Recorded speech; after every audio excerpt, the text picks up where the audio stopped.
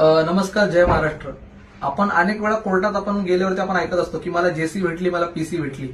आता हे जेसी आणि पीसी काय ह्याच्यातला तुम्हाला फरक सांगतो. जेसी म्हणजे ज्युडिशियल कस्टडी आणि पीसी म्हणजे पोलीस कस्टडी.